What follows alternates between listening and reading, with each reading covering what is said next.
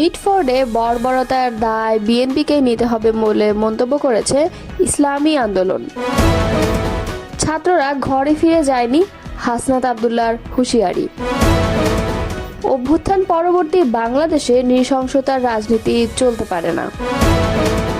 যুবদল, ছাত্রদল ও স্বেচ্ছাসেবক দলের 5 নেতা আজীবন বহিষ্কার। এতক্ষণ শুনছিলেন সংবাদ শিরোনাম, এবারে বিস্তারিত। রাজধানীর পুরান ঢাকায় মিটফোর্ড হাসপাতালের সামনে ব্যবসায়ীকে নৃশংসভাবে হত্যার ঘটনায় ক্ষোভ প্রকাশ করেছে ইসলামী আন্দোলন বাংলাদেশ। এই ঘটনার দায় বিএনপি ও সরকারকেই বহন করতে হবে বলে দাবি করেছে দলটি। শুক্রবার এক বিবৃতিতে ইসলামী আন্দোলন বাংলাদেশের যুগ্ম মহাসচিব মাওলানা গাজী আতাউর রহমান বলেন, চকবাজারে যে বর্বরতা ঘটেছে তা আয়ামে জাহেলিয়াতকেও হার মানিয়েছে। বিএনপির মধ্যে যে এ ধরনের বর্বরতা জন্ম নিয়েছে তার দায় তারা এড়াতে পারে না। এই নৃশংসতার দায় বিএনপিকেই বহন করতে হবে। ইসলামী আন্দোলনের এই মুখপাত্র আরও বলেন, গত জুলাইয়ের পরে সারা দেশের নৃশংসতা ও বর্বরতার সঙ্গে বিএনপির নাম জড়িয়ে যাচ্ছে। চাঁদাবাজি, সন্ত্রাসী কর্মকাণ্ড বিএনপির লোকেরাই করছে। শত শত খুনের ঘটনার সঙ্গেও জড়িত এই বিএনপি। তিনি বলেন, অন্তর্বর্তী সরকারের ব্যর্থতা ও পক্ষপাত সুস্পষ্ট। তারা চাঁদাবাজদের বিরুদ্ধে কার্যকর কোনো ব্যবস্থা নেয়নি।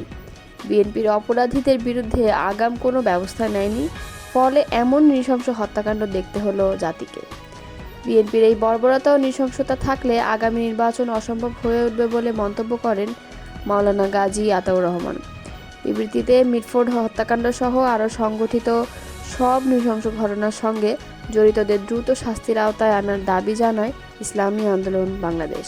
জাতীয় নাগরিক পার্টির দক্ষিণের মুখ্য সংগঠক হাসনাত আবদুল্লাহ বলেছেন, ছাত্ররা ঘরে ফিরে যায়নি, জুলাই শেষ হয়নি।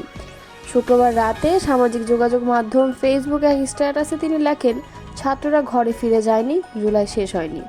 নিজের ভেরিফাইড আইডিতে দেওয়া এই স্ট্যাটাসে কোনো বিষয় উল্লেখ না করলেও রাজধানীর পুরান ঢাকায় মিটফোর্ডের সামনে হত্যাকাণ্ডের বিষয়টি ইঙ্গিত করেছেন বলে মনে করা হচ্ছে। এর আগে বুধবার রাজধানীর পুরান ঢাকায় চাঁদ মিয়া ওরফে সোহাগ নামে এক ব্যবসায়ীকে পিটিয়ে ও কুপিয়ে নৃশংসভাবে হত্যা করা হয়। নিহত সোহাগ মিটফোর্ড এলাকায় ভাঙানি ব্যবসার সঙ্গে পুরনো বৈদ্যুতিক কেবল কেনাবেচার ব্যবসা করতেন। ওই এলাকায় বিদ্যুতের তামার তার ও সাদা তারের ব্যবসায় একটি সিন্ডিকেট রয়েছে।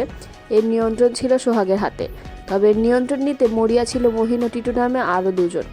স্থানীয়দের অভিযোগ, ঢাকা 7 আসন থেকে জাতীয়তাবাদী দল বিএনপির এমপি মনোনয়ন প্রত্যাশী ইসহাক সরকারের চাঁদার লোভের বলি হয়েছেন সোহাগ। অভ্যুত্থান পরবর্তী বাংলাদেশে কোনো নৃশংসতার রাজনীতি চলতে পারে না বলে মন্তব্য করেছেন গণসংহতি আন্দোলনের প্রধান সমন্বয়কারী জোনায়েদ সাকি ও নির্বাহী সমন্বয়কারী আবুল হাসান রুবেল। শুক্রবার রাতে এক যৌথ বিবৃতিতে তারা এই মন্তব্য করেন। সম্প্রতি পুরান ঢাকার সংঘটিত নৃশংস খুনের ঘটনায় তীব্র নিন্দা ও উদ্বেগ জানিয়ে গণমাধ্যমে এই বিবৃতি দেন তারা। গণসংহতি আন্দোলনের শীর্ষ নেতারা বলেন, বুধবার বিকেলে ঢাকায় স্যার সলিমুল্লাহ মেডিকেল কলেজের সামনে ভাঙাড়ি ব্যবসায়ী মোহাম্মদ সোহাগকে যেভাবে পাথর দিয়ে পিটিয়ে হত্যা করা হয়েছে তা অত্যন্ত নির্মম ও ভয়ঙ্কর। এ ধরনের ঘটনা ঘটিয়ে মানুষের মনে আতঙ্ক তৈরি করার চেষ্টা করা হচ্ছে। নেতারা আরও বলেন, মানুষের ভয়কে পুঁজি করে রাজনীতি করার যে চেষ্টা আমরা এতদিন দেখেছি তার কোনো ধরনের পুনরাবৃত্তি আমরা চাই না। অন্তর্বর্তীকালীন সরকারকে কঠোরভাবে আইন শৃঙ্খলা পরিস্থিতির নিয়ন্ত্রণ নিতে হবে। এই ঘটনায় জড়িতদের শিগগিরই আইনের আওতায় এনে বিচার করতে হবে। তারা বলেন, গণঅভ্যুত্থান পরবর্তী বাংলাদেশ এই নৃশংসতার রাজনীতি আর চলতে পারে না। বাংলাদেশ থেকে চিরতরে এই আতঙ্ক তৈরির রাজনীতি বন্ধ করার জন্য এই নৃশংস ঘটনার শিগগিরই বিচার প্রয়োজন।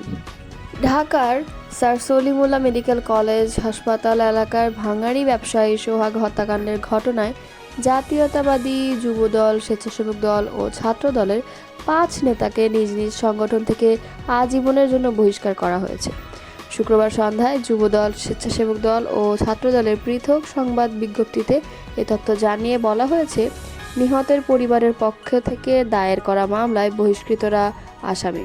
সংগঠন 3টি জানিয়েছে, বহিষ্কৃত নেতাদের কোনো ধরনের অপকর্মের দায়-দায়িত্ব দল নেবে না।